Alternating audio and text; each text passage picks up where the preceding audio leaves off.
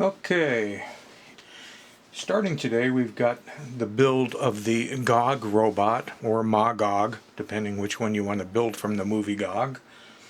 And this is the lower track body section as I've designed it so far.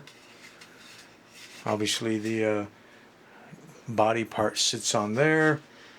I'm going to have my mystery action bump and go drive down below. So I took the videos that I did on how to make a Type 2, the classic bump and go drive, and I made a few changes. One, I needed it to fit within this. I wanted to make this as small as possible because the whole toy is just going to get bigger and bigger as it goes up with all the arms and the body and everything, and it's going to get heavier.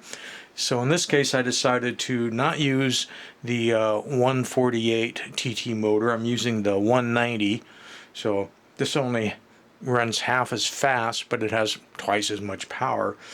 But to make up for the fact that it's running slower, I decided to put in 3 AA batteries instead of just 2. So I had to make a few changes there. And then to make all of this fit within the body size that I had made, I moved the wheels forward. You know, on the other bump and go, the wheels were like back here, so I moved these to the sides, made them wider. Switch is still basically in the same location, and this whole unit is meant to, well, as you can see, the body's printed in 2 pieces, the left and the right side, which I glue together. This is going to go in there, and typically would think that you would just glue it in, but I've got some holes where I'm going to be putting in screws, only because I figure until I get this whole thing worked out I may have to take it apart a few times. That also brings with the motor contacts up here on top, if I want to run sound or remote control or a smoker unit maybe, since the GOG had a flamethrower on the front. Well, flamethrower was optional. You could either have a 5th arm mounted there, or you could have the flamethrower mounted there.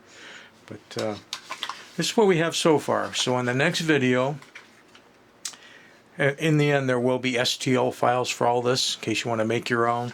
And having the base plate separate, that means that you could make your own base plate drive. You don't have to go with a mystery action. You could go with a radio controlled or programmed type thing. If you kind of wanted to really get more of a look at the movie, you could put a drive wheel here and here and a couple of skids front and rear, and then the thing could spin around and do all kinds of funny gyrations. But obviously in the end this would need to be painted. It appeared to have been kind of a light blue, sort of a Robothut blue, and then of course the black tread parts there. So that's where we're at the moment. Part 1 on GOG 3D printed build.